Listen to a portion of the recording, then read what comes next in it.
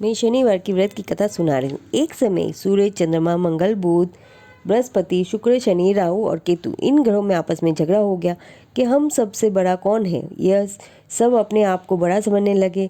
सब जब आपस में निश्चय नहीं हो सके तो सब आपस में झगड़ने लगे और इंद्र के पास गए और कहने लगे कि आप सब देवताओं के राजा हो, इसलिए आप ही इसका न्याय करो और बतलाओ कि हम 9 ग्रहों में से सबसे बड़ा कौन है। राजा इंद्र प्रश्न सुनकर घबरा गए और कहने लगे, मुझ में ये सामर्थ्य नहीं जो किसी को बड़ा या छोटा बतलाऊं। मैं अपने मुख से नहीं कह सकता। हाँ, एक उपाय जरूर है। इस समय पृथ्वी पर राजा विक्रमादित्य दूसरों के दुखों का निवारण करने वाला है, इसलिए तुम सब मिलकर उन्हीं के पास जाओ, वही तुम्हारे दुखों का निवारण करेंगे। ऐसा वचन सुनकर सभी ग्रह देवता चलकर भूलोक में राजा विक्रमादित्य की सभा में जाकर उपस्थित हुए और अपना प्रश्न राजा के सामने रखा। राजा उनकी बात सुनकर बड़ी चिंता में पड़ गए कि मैं अपने मुख से किसको बड़ा और छोटा बतलाऊं। जिसको छोटा बतलाऊंगा वह क्रोध करेगा। किंतु उनका झगड़ा निपटाने के लिए उन्होंने एक उपाय सोचा। उन्होंने सोचा, सोना, चांदी, कांसा, पीतल, सीसा, रांगा, जस्ता, अभ्रक और लोहा आदि 9 धातुओं के 9 आसन बनवाए। सब आसनों को क्रम में, जैसे सोना सबसे पहले और लोहा सबसे पीछे बिछाए। इसके पश्चात राजा ने सब ग्रहों से कहा, हे देवों, ये 9 आसन क्रम में रखे हुए हैं। जिसका आसन सबसे आगे है वह सबसे बड़ा है और जिसका आसन सबसे पीछे है वह सबसे छोटा है। शनिदेव का आसन सबसे पीछे था, इसलिए शनिदेव ने समझ लिया कि राजा ने मुझको सबसे छोटा बना दिया। इस पर शनिदेव को बड़ा क्रोध आया। उसने कहा कि हे राजन, तू मेरे पराक्रम को नहीं जानता। सूर्य एक राशि पर 1 महीना, चंद्रमा 2.25 दिन, मंगल 1.5 महीना, बृहस्पति 13 महीना, बुध और शुक्र 1 से 2.5 में 1 महीने और राहु केतु उल्टे चलते हुए केवल 18 महीने एक राशि पर रहते हैं। किंतु मैं एक राशि पर 2.5 अथवा 7.5 साल तक रहता हूँ। बड़े बड़े देवताओं को भी मैंने भीषण दुख दिए हैं।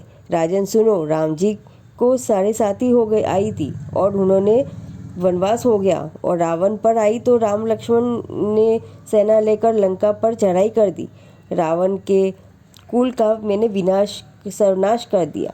इसलिए हे राजन, अब मैं तुम्हारी राशि पर आया गया हूँ, अतः अब तुम सावधान रहना। राजा कहने लगा, जो कुछ भाग्य में होगा देखा जाएगा। उसके बाद अन्य ग्रह तो प्रसन्नता के साथ चले गए, किंतु शनिदेव बड़े क्रोध से के साथ वहाँ से सिधारे। कुछ काल व्यतीत होने जाने पर जब राजा की 7.5 की दशा आई तो शनिदेव अशोक के सौदागर बनकर अनेक सुंदर अशोक के महीन राजा की राजधानी में आए।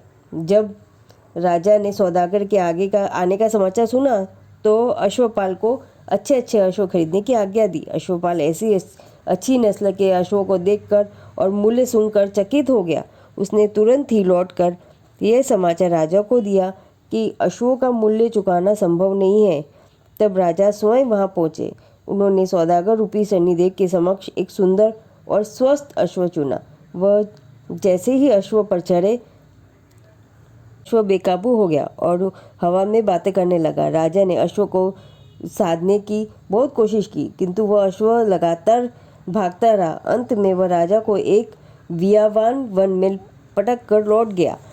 यह देख राजा समझ गया कि शनि का कार्य प्रारंभ हो चुका है। इसके बाद राजा अकेला वन में भटकता फिरता रहा। बहुत देर के पश्चात जब राजा भूख और प्यास से दुखी होकर भटकते एक ग्वाले को देखा। ग्वाले ने राजा को प्यास से व्याकुल देखकर पानी पिलाया। राजा की उंगली में एक अंगूठी थी। उन्होंने उसे निकालकर प्रसन्नता के साथ ग्वाले को दे दी और शहर की ओर चल दिया।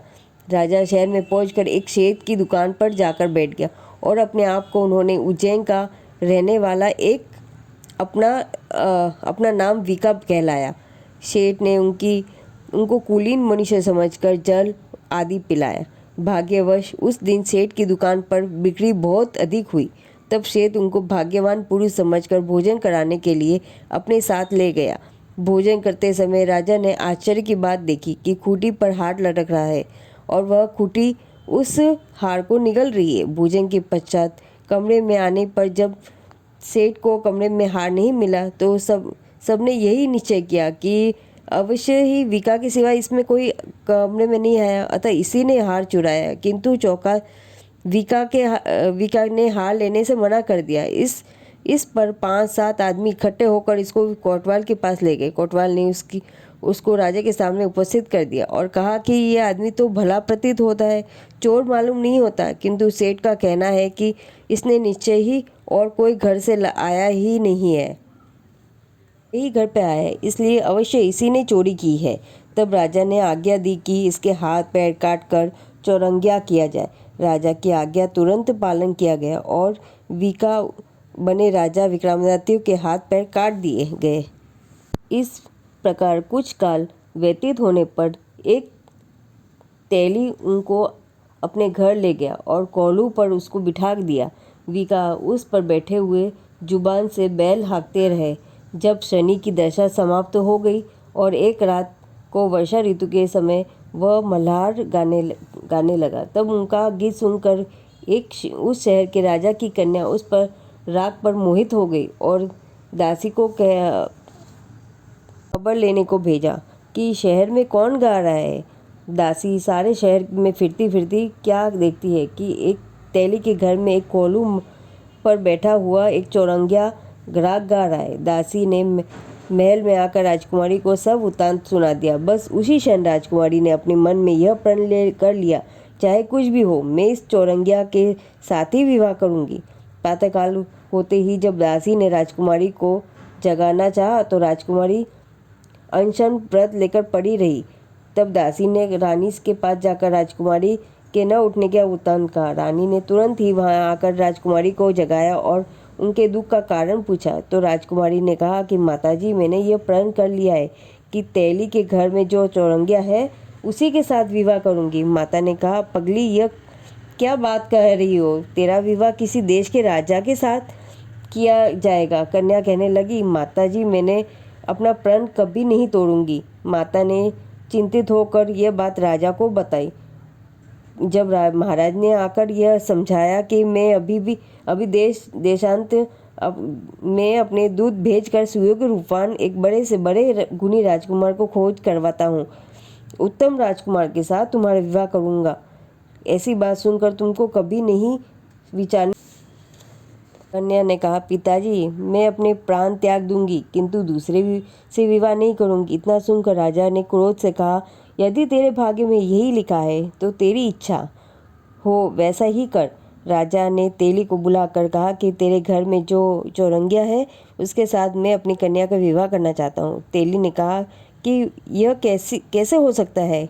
कहाँ आप और कहाँ हमारे राजा और कहाँ मैं एक नीच तेली। परंतु राजा ने कहा कि भाग्य के लिखों को कोई नहीं टाल सकता, तू अपने घर जाकर विवाह की तैयारी कर। राजा ने उसी समय तोरण और वंदनवार लगवाकर अपनी राजकुमारी का विवाह चौरंगिया बने विक्रमादित्य के साथ कर दिया।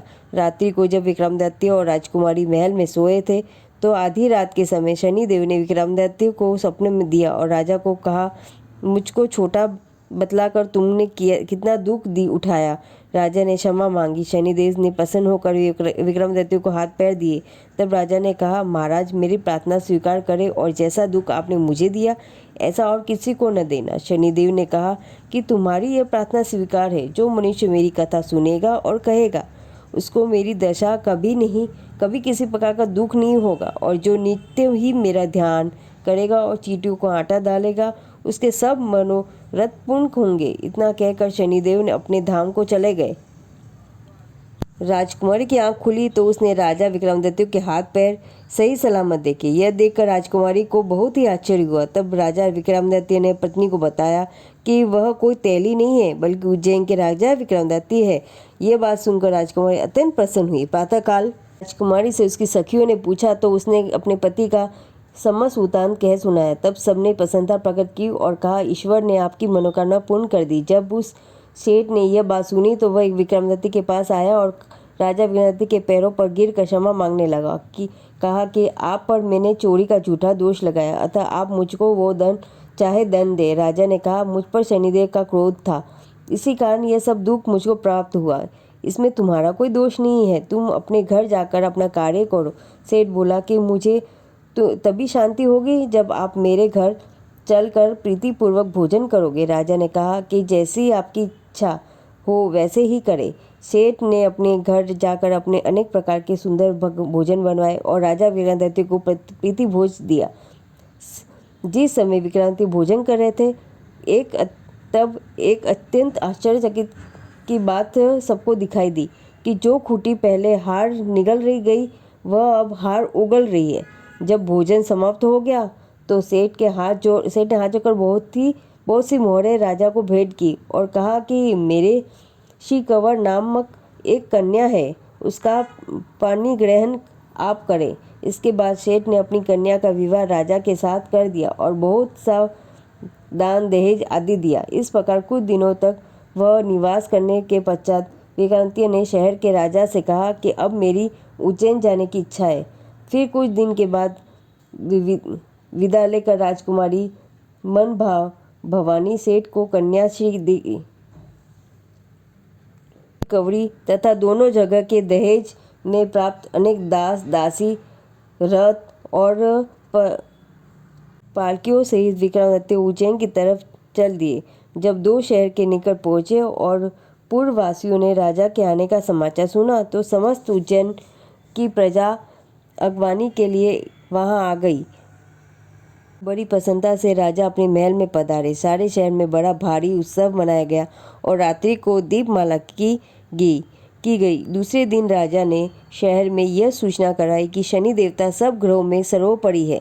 मैंने इसको छोटा बतलाया, इसी से मुझको यह सब दुख प्राप्त हुआ। इस कारण सारे शहर में सदा शनि की पूजा और कथा होने लगी। राजा और प्रजा अनेक प्रकार के सुख भोगती रही। जो कोई शनि की कथा को पढ़ता या सुनाता है, शनिदेव की कृपा से उसको सब दुख दूर हो जाते हैं तथा इस जन्म में वह समस्त दुख सुखों को भोग कर अंत में मोक्ष की प्राप्ति होती है। अतः शनिवार की कथा को व्रत के दिन अवश्य ही पढ़ना चाहिए। ओम शांति, ओम शांति, ओम शांति ही। शनिवार कथा की विधि। इस दिन व्रत रखने वाला व्यक्ति दिन में केवल एक बार ही भोजन ग्रहण करता है। शनिदेव का व्रत शनि ग्रहण के कष्टों को दूर करने में सहायक होता है। यदि राहु केतु की दृष्टि खराब चल रही हो तो भी यह व्रत विशेष लाभकारी सिद्ध होता है। शनिवार के दिन शनि की पूजा होती है। काला तिल, काला वस्त्र, तेल, उड़द शनि को बहुत प्रिय है, इसलिए इनके द्वारा शनि की पूजा होती है। कहते हैं कि इस व्रत को श्रावण मास में शुक्ल पक्ष में आरंभ करना चाहिए। बहुत से लोग धनवान भगवान सदाशिव की प्रसन्नता के निमित्त इस व्रत को करते हैं।